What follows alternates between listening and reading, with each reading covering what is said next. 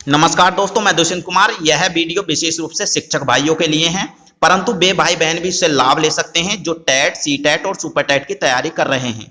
ये प्रश्न शैक्षिक गतिविधियों, पठन पाठन, शिक्षण कौशल और बच्चों का सर्वांगीण विकास कैसे हो आदि पर आधारित हैं, जो हमेशा आपके काम आएंगे। तो दोस्तों देखिए, पहले छोटे छोटे बिंदुओं को देख लेते हैं जो हमारे लिए अति आवश्यक हैं और जिनके आधार पर हम एक अच्छे व्यक्ति कहलाने योग्य हो जाएंगे।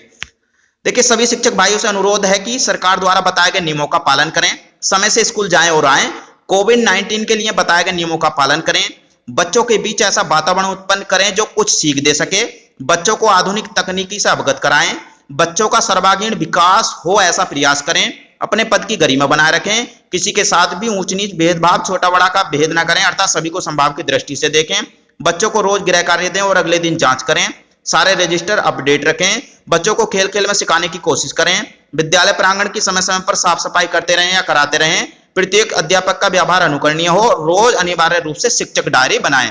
उपरोक्त नियमों के अलावा भी कई सारे नियम हैं जिनका पालन करना अनिवार्य है, और साथ ही अगर आप इन नियमों को मानते हैं और सही प्रकार से पालन करते हैं तो मुझे विश्वास है कि आप एक अच्छे ही नहीं बल्कि बहुत अच्छे अध्यापक होंगे। यह केवल सुझाव है, इन्हें मानना और न मानना यह आप हम पर निर्भर करता है। अगर किसी को यह बात बुरी लगी हो तो माफी चाहता हूं, क्योंकि छोटी छोटी बातों को मानकर ही अगर हम अपने जीवन में उतार लें तो एक अच्छे इंसान और अच्छे अध्यापक बन सकते हैं। ये मेरा एक सुझाव मात्र था, मानना न मानना ये हम आपके ऊपर है। तो दोस्तों देखिए, प्रश्न नंबर 1 देखते हैं, सीखने का प्रतिफल अधिगम परिणाम क्या कहलाता है? तो इसका उत्तर है दोस्तों लर्निंग आउटकम। ये पहला प्रश्न था हमारा।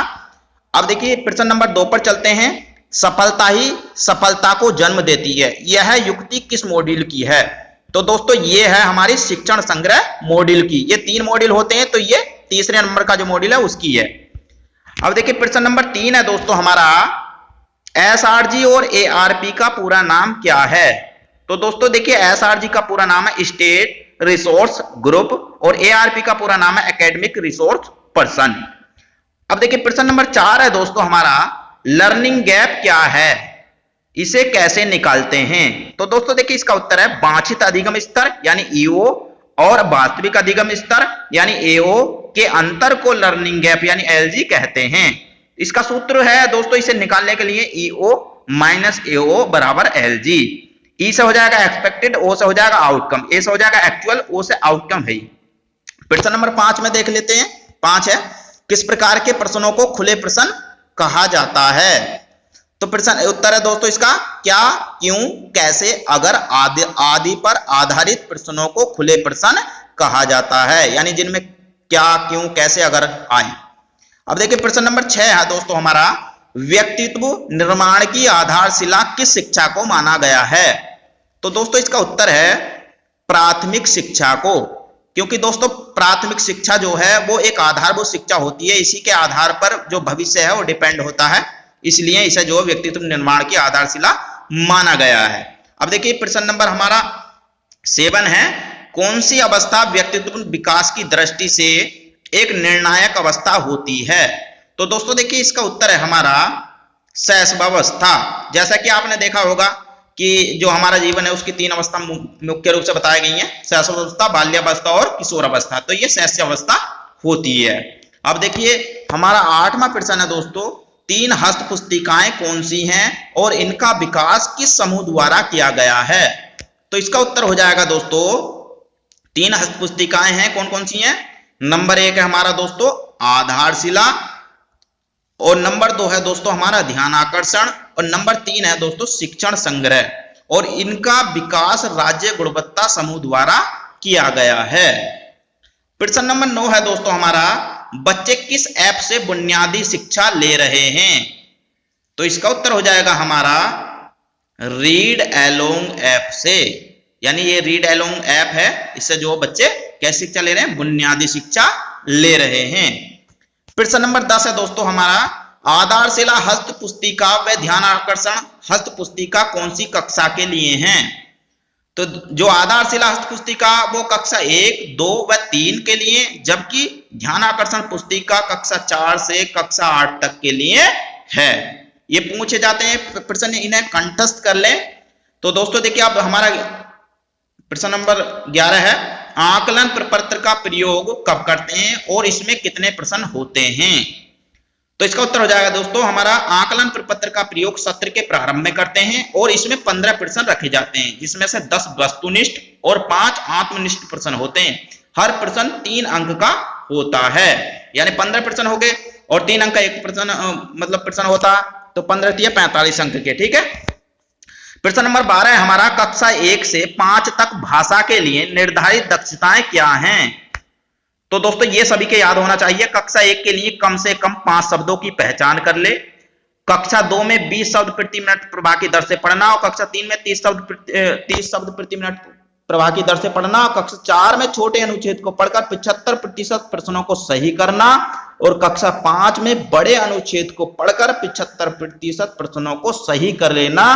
ये भाषा के लिए निर्धारित दक्षताएं हैं 1 से 5 तक के लिए। ठीक है, अब देखिए प्रश्न नंबर हमारा 13 है कक्षा 1 से 5 तक गणित के लिए निर्धारित दक्षताएं क्या हैं। तो इसका उत्तर है दोस्तों कक्षा 1 में 5 अंकों की कम से कम पहचान कर लेना, कक्षा 2 में 1 अंकीय जोड़ घटा, यानी जो बिना हासिल वाले हैं उन्हें 75% सवालों को ठीक कर ले, और कक्षा 3 में हासिल का जोड़ घटा 75% सही कर लेना, और कक्षा 4 में गुणा के 75% सवालों को सही कर लेना, और कक्षा 5 में भाग के 75% सवालों को सही कर लेना। ये गणित के लिए कक्षा 1 से 5 तक निर्धारित दक्षताएं हैं जो सभी को याद होनी चाहिए, कभी भी पूछे जा सकते हैं। अब देखिए प्रश्न नंबर 14 हमारा किसी भी शैक्षिक गतिविधि के मूल सिद्धांत क्या हैं। तो दोस्तों इसका उत्तर हो जाएगा किसी भी शैक्षिक गतिविधि के मूल सिद्धांत निम्नलिखित हैं। नंबर 1, शुरुआत रोचकता और चुनौतीपूर्ण हो। दूसरा, गतिविधि 4 चरणों यानी इरेक में पूरी की जाए। गतिविधि सीखने के लक्ष्य और लर्निंग आउटकम से जुड़ी हो। प्रश्न नंबर 15 है दोस्तों हमारा तीनों मॉड्यूल किसके लिए बनाए गए हैं। तो दोस्तों देखिए इसका उत्तर है जो आधारशिला मॉड्यूल है वो हमारा फाउंडेशन लर्निंग के लिए बनाया गया है, और ध्यान आकर्षण जो मॉड्यूल है हमारा वो रिमेडियल लर्निंग के लिए बनाया गया है, और जो हमारा शिक्षण संग्रह है वो नवाचारी शिक्षण हेतु बनाया गया। प्रश्न नंबर 16 है ध्यान आकर्षण क्या है, और ध्यान आकर्षण शिविर समय सारणी में विद्यार्थियों को कितने समूह की बात की गई है।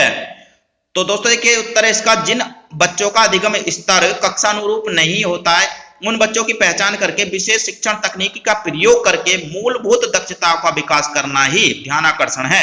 इसके 4 भाग हैं। ध्यान आकर्षण शिविर समय सारणी में विद्यार्थियों के 3 समूह की बात की गई है। यह समूह है समूह ए, समूह बी और समूह सी। यह 4 से 8 तक की कक्षाओं के लिए है, यानी यह भी पूछा जा सकता है कि कौन सी कक्षाओं के लिए है ध्यान आकर्षण, तो ये 4 से 8 तक की। अब देखिए प्रश्न नंबर 17 हमारा आधारशिला क्या है और यह किन कक्षाओं के लिए है। तो दोस्तों इसका उत्तर हो जाएगा कक्षा 1, 2 व 3 में बच्चों में भाषा व गणित की गहरी समझ एवं बुनियादी समझ विकसित करने के लिए जरूरी जानकारी एवं गतिविधियों का समावेश का संग्रह है। यह पहला मॉड्यूल है। जो आधारशिला ये पहला मॉड्यूल है और ध्यान आकर्षण दूसरा और शिक्षण संग्रह तीसरा। अब देखिए प्रश्न नंबर हमारा नेक्स्ट है यानी 18 शिक्षण संग्रह क्या है। तो दोस्तों इसका उत्तर हो जाएगा यह तीसरा मॉड्यूल है। इसका विकास शिक्षकों की आवश्यकता एवं व्यावसायिक विकास को दृष्टिगत रखते हुए किया गया है और आवश्यक जानकारियों उपयोगी सूचना व विभिन्न शैक्षिक संदर्भों का समावेश इसमें किया गया है। इसके 6 भाग हैं। यह नवाचारी शिक्षा के लिए अति आवश्यक है, यानी नई नई विधियों से पढ़ाना। अब देखिए प्रश्न नंबर हमारा नेक्स्ट है यानी 19 प्रेरणा सूची व प्रेरणा तालिका में क्या अंतर है। तो दोस्तों देखिए प्रेरणा सूची कक्षा 1 से 5 तक की प्रत्येक कक्षा की भाषा व गणित विषय के उप विषय यानी टॉपिक्स तथा उनके संगत उनकी निर्धारित दक्षताएं दी गई हैं, जबकि प्रेरणा तालिका में उप विषय तथा उनके संगत निर्धारित दक्षताओं के साथ साथ बच्चों के नाम भी लिखे होते हैं। तालिका में नाम भी होते हैं। अब देखिए नेक्स्ट है हमारा प्रेरणा तालिका हमें क्या सिखाती है या क्या बताती है। तो इसका उत्तर हो जाएगा दोस्तों प्रेरणा तालिका हमें बताती है कि विषयवार किन लर्निंग आउटकम पर कार्य करने की तुरंत आवश्यकता है। यह भी बताती है कि बच्चे का अधिगम स्तर क्या है, अर्थात कहने का मतलब यह है कि बच्चा कहां तक सीखा और हमें कहां तक सिखाना उसे है। ये प्रेरणा तालिका ये भी हमें बताती है।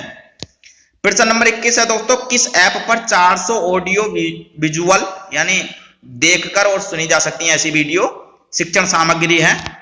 तो ये वो दीक्षा ऐप पर है और दीक्षा ऐप का पूरा नाम भी पूछ लेता तो दोस्तों पूरा नाम है इसका digital infrastructure for knowledge sharing. ये कभी भी पूछा जा सकता है, इसलिए ये पता होना चाहिए। तो इस पे जो है 400 से अधिक जो है ऑडियो और वीडियो डली हुई हैं जो शिक्षण से संबंधित हैं। प्रश्न नंबर हमारा देखिए 22 है, प्रे का पूरा नाम क्या है? तो दोस्तों देखिए इसका नाम हो जाएगा प्रिंट रिच इन्वायरमेंट। इसका मतलब होता है ऐसे वातावरण से, इसका मतलब जो बच्चों को आकर्षित करे और कुछ ना कुछ सीख दे सके, अर्थात सीखने के लिए उसे प्रेरित करे। जैसे कि आपने देखा होगा जो स्कूल की दीवारें होती हैं चमकदार होती हैं, रंगों से युक्त होती हैं, तो ऐसा ही वातावरण है। प्रश्न नंबर 23 हमारा, मिशन प्रेरणा का मूल्यांकन किसके द्वारा किया जाता है या किया जाएगा? तो इसका उत्तर है दोस्तों प्रेरणा घोषणा थर्ड पार्टी के द्वारा। ठीक है, अब देखिए हमारा नेक्स्ट क्वेश्चन है दोस्तों, ई पाठशाला क्या है? तो ये क्या है दोस्तों, इंटरनेट के माध्यम से शैक्षिक गतिविधियों का संचालन करना ही ई पाठशाला कहलाता है। ई पाठशाला के अंतर्गत दूरदर्शन पर प्रतिदिन कक्षावार शैक्षिक सामग्री प्रातः 9 बजे से दोपहर 1 बजे तक और आकाशवाणी पर 11 बजे से 12 बजे तक उपलब्ध है। अर्थात कोई भी इससे पढ़ सकता है, अभिभावक टीचर्स वगैरह देख सकते हैं और जो बच्चे हैं उन्हें बता सकते हैं। प्रश्न नंबर हमारा 25 है, ध्यान आकर्षण शिक्षण का प्रमुख उद्देश्य क्या है और ध्यान आकर्षण शिविर की कार्य योजना को कितने सप्ताह में बांटा गया है? तो इसका उत्तर है दोस्तों ध्यान आकर्षण शिक्षण का प्रमुख उद्देश्य उन बच्चों की मदद करना है जो कक्षा शिक्षण के दौरान कक्षानुरूप धारणाओं कौशलों को सीख नहीं पाते या उन्हें सीखने में परेशानी होती है। ध्यान आकर्षण शिविर की कार्य योजना को 7 सप्ताह यानी 50 दिन में बांटा गया। कहने का मतलब 50 दिन होते हैं तो 7 सत्ते 49 हो गए, एक दिन को माना नहीं गया, तो इसलिए 7 सप्ताह में बांटा गया है। दोस्तों आशा करता हूं यह वीडियो आपको बहुत अच्छी तरह से समझ में आई हो और आएगी होगी और यह भविष्य में भी आपके लिए बहुत उपयोगी होगी। इसलिए इन प्रश्नों को पूरी तरह से कंठस्थ कर लें क्योंकि यह कभी भी पूछे जा सकते हैं। दोस्तों अगर मेरी वीडियो आपको पसंद आई हो तो वीडियो को लाइक करें, शेयर करें और मेरे चैनल पर दोस्तों अगर आप पहली बार हैं तो प्लीज चैनल को सब्सक्राइब भी कर लें। आपने इस वीडियो को देखने के लिए बहुत अपना कीमती टाइम दिया, इसके लिए बहुत बहुत धन्यवाद। आभार। जय हिंद, जय भारत, जय संविधान।